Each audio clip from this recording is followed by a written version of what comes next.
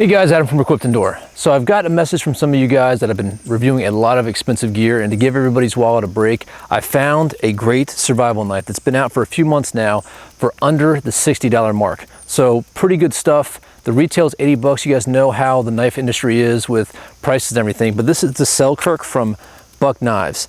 Now, full tang blade, stainless steel bolster and pummel. We have Micarta slabs on here. Blade's about the blade's about 1/8 of an inch. I'll go over all the specs. Got a slight hollow grind. Got a plastic injected molded sheath with a built-in fire steel.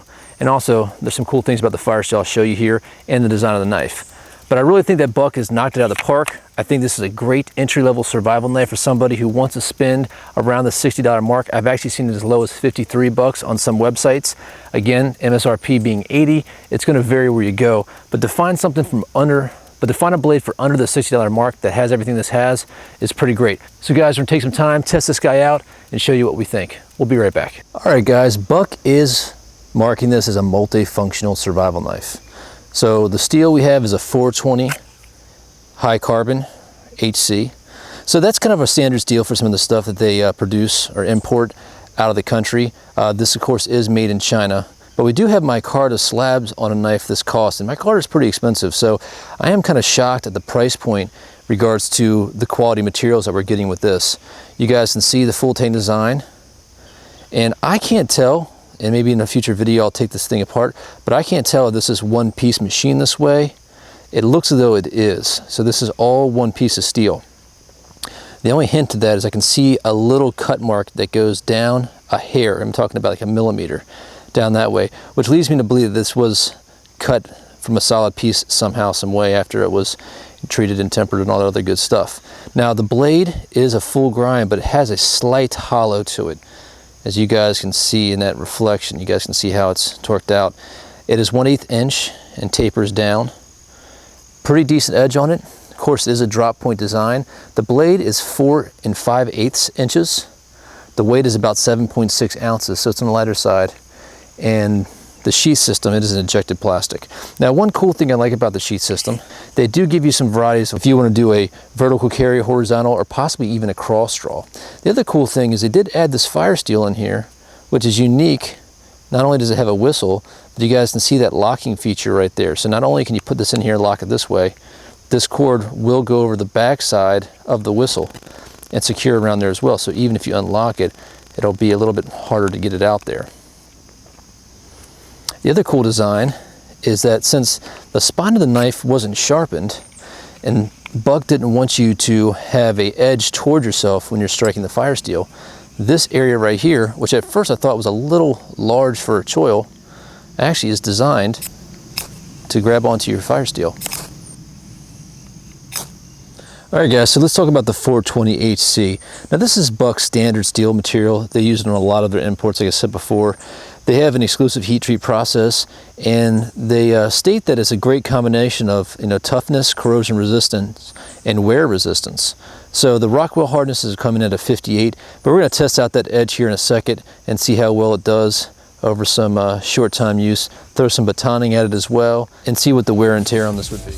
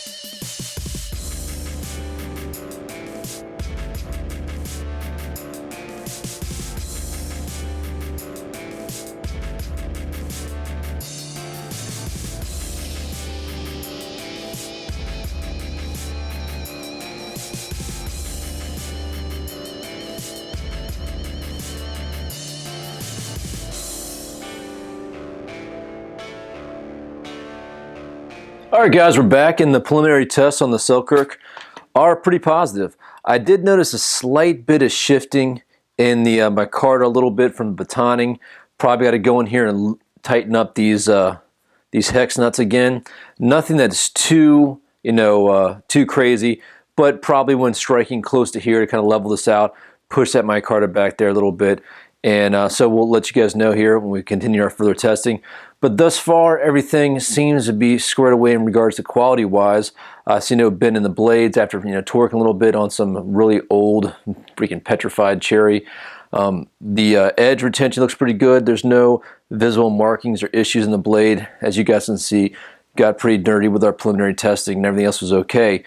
In regards to the feeling of it, I mean, this is kind of where we get to the point where I know the difference between a knife that was designed for kind of a jack of all trades and something that's specifically designed for more of your field use, and taken into aesthetics and the engineering there.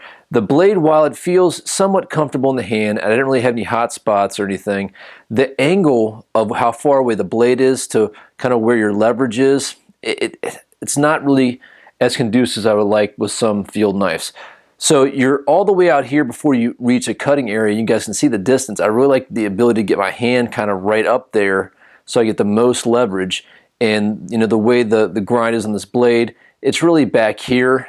And because of the way this handle is kind of curved here, it's going to push your hand back even further. So you get this gap here. You're not really able to get that great purchase on the blade. While it's not comfortable, I didn't experience any hot spots.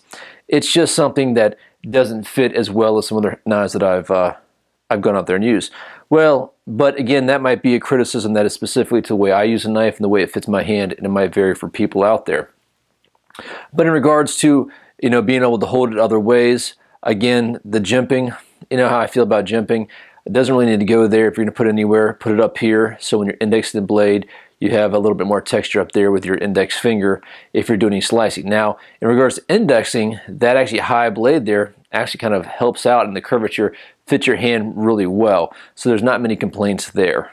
But all in all, I think that for the price point of about 53 bucks, where we see it on Amazon and some other web stores, I think it kind of knocks out the park in regards to value with the material. The 420HC is steel that the Buck has used for a long time now, and it's not an issue where people have found the quality of what they expect out of their Buck knives. It's definitely not their high-end stuff. It is made in China, so again, if you guys are kind of wanted something to be made outside of China, more pro-United States being made, that might be an issue for you as well. So, but all in all, I don't dislike the design. I do wish that it was a little bit closer up here. I do like the look of it. It's a handsome piece, and I think for an entry-level survival or kind of all-use field knife, it should do pretty well. The sheath actually, and you guys know I'm a fan of leather sheaths, the injected molded sheath is actually pretty nice. I like the ability to change the carry style someplace else, and I actually really like the fire steel design. It's something that a company like Buck can actually probably spend a little bit more money on the engineering and the design of this. Of course, there might be a time where this knob kind of wears down for multiple uses, but I feel that you probably go through the fire steel pretty quickly as well. And if you don't have this little locking area, you can also throw a piece of cord around here as well. And then of course you have the whistle, which I don't think we tested yet. Let's go ahead and do that now. Pretty loud. My dog's probably going crazy and probably waking up the neighbors.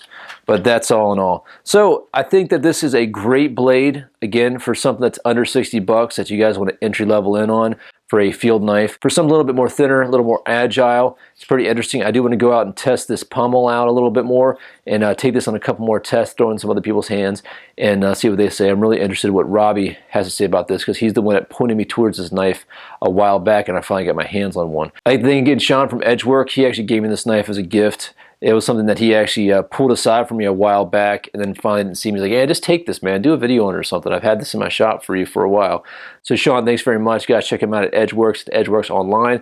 And after we get this all cleaned up, we'll probably be doing a giveaway, so stay tuned for that one as well, guys. Maybe throw this in with a bag or a kit on an upcoming video. All right, guys, well, let me know what you think. If you guys have any questions or comments, please leave them below. And make sure you guys check out the website at www.equiptoendure.com. And when you're there, click on the Most Wanted section.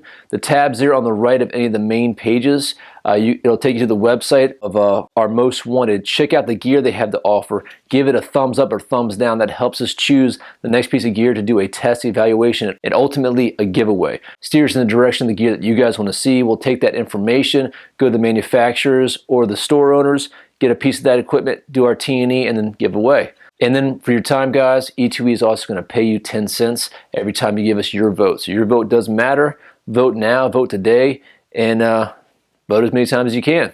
All right, guys, you guys have any questions or comments, you know where to reach me. You guys take care, be safe out there, and remember, if you're not always prepared, you're never prepared. Thanks.